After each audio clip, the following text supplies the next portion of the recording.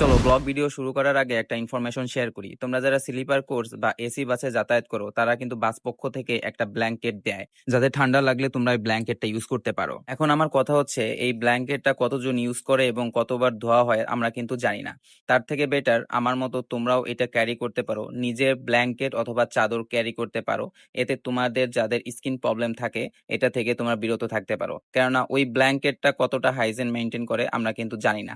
তো এটা বেটার, তোমরা যারা কন্টিনিউ ট্যুর বা ট্রাভেল করো তোমরা কিন্তু এই তোমার পার্সোনাল ব্ল্যাঙ্কেটটা ক্যারি করতে পারো, যেটা আমি করে থাকি সব সময়। তো চলো এখন ভিডিওতে ফিরে যাই। আজকে আমি যাচ্ছি সিলেটে আমার ফ্রেন্ডের বিয়ে খাওয়ার জন্য।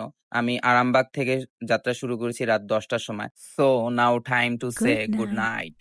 ভাই রে ভাই, ঘুম থেকে উঠে ভাববো যে সিলেট চলে আসছি, অথচ দেখি আমি ঢাকাই এখনো পার হইনি। সিলেটের রাস্তায় এত পরিমাণে জ্যাম বলার বাহিরে। তোমরা এখন যারা সিলেটে যাবা অবশ্যই কিন্তু তোমরা হাতে 11 থেকে 12 ঘন্টা টাইম নিয়ে বের হবা, কেননা সিলেটের ভৈরব থেকে রাস্তা কাটা শুরু হয়েছে, সিলেটের সদরের আগ পর্যন্ত পুরাই রাস্তা কাটা। আমার সিলেটে পৌঁছানোর কথা ছিল রাত 3টায়, অথচ আমি পৌঁছেছি সকাল 9টায়।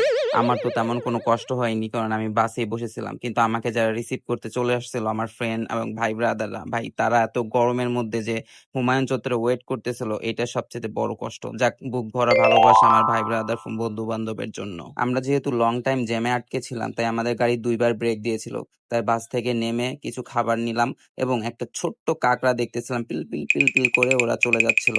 দেখতে খুব ভালোই লাগতেছিল। আচ্ছা, যেহেতু আমি বন্ধুর বিয়ে খেতে গিয়েছিলাম, তো আমার বিয়ের আউটফিটটাও তো আপনারা দেখতে পারেন। তো আমি এখানে একটা ছোট ট্রানজাকশন দিয়ে আমার বিয়ের আউটফিটটা দেখাচ্ছিলাম। তো গানটা আমি দিতে পারলাম না, না হলে আমার কপিরাইট খেয়ে যাবে। তো দেখো, এই হচ্ছে আমার বিয়ের আউটফিট। আশা করি সুন্দর লাগছে, তোমাদের কাছেও ভালো লাগবে আশা করি। প্রথম দিন তো বিয়ে খেতেই চলে গেল, আর এই হচ্ছে আমার বন্ধু যার বিয়ে। এখন বলতে পারো স্টিকার কেন দিয়েছেন মুখের উপরে? ভাই দিব না, কি করব? তোমরা বিয়ে করে তোমাদের জামাইরে দেখো গে, মানুষের জামাই দেখে কি করবা? Okay bye. দ্বিতীয়